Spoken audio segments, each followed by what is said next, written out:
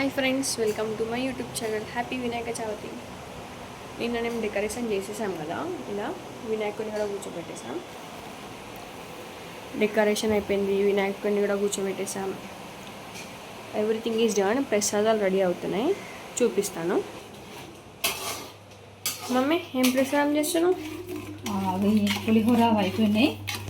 ఇవి కుడుములు. నెక్స్ట్ బెల్లం తాలికలు అండ్ కమ్స్ టు పులిహోర.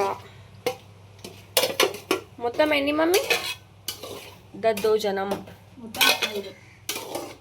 5 4 అయినాయి. ఇంకొకటి మోదకాలు. ప్రసాదాలు అయిన తర్వాత రెడీ అవుదామని ఇంకా మేము ఇద్దరం రెడీ అవ్వలేదు. మమ్మీ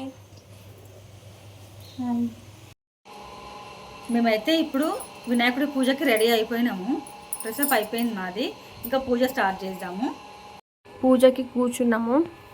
ఇప్పుడు మేము ఫస్ట్ పసుపు వినాయకుడిని చేస్తున్నాము.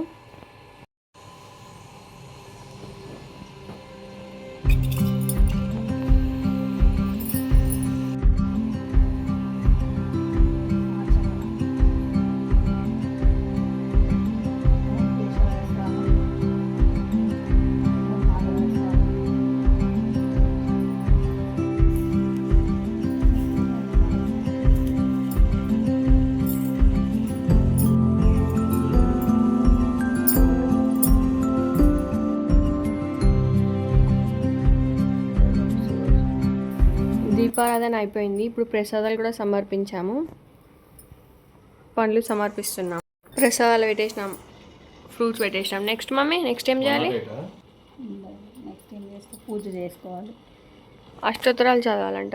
ఓం గణాధ్యక్షాయ నమః, ఓం విఘ్నరాజాయ నమః, ఓం వినాయకాయ నమః, ఓం దైమరుతాయ నమః, ఓం ద్విముఖాయ నమః, ఓం ప్రముఖాయ నమః, ఓం సముఖాయ నమః, ఓం కృత్నేయ నమః, ఓం సుభద్రేయ నమః, ఓం సుకనిధియే నమః.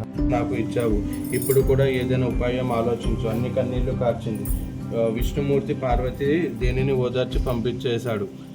అన్ని దేశముల వాళ్ళు విఘ్నేశ్వరుడికి తమ బట్టి కుడుమలు, మిగిలిన పిండి వంటలు, కొబ్బరికాయలు, పాలు, తేనె, అరటి పళ్ళు, పానము, పండపప్పు మొదలైనవి సమర్పించి పూజించాలి.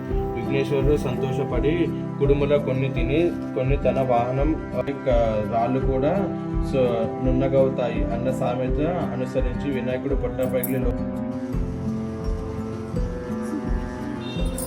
ఇట్లయితే పూజ అయిపోయింది. ఇప్పుడు పూజ అయిపోయింది కాబట్టి ప్రసాదాన్ని స్వీకరిస్తున్నాం.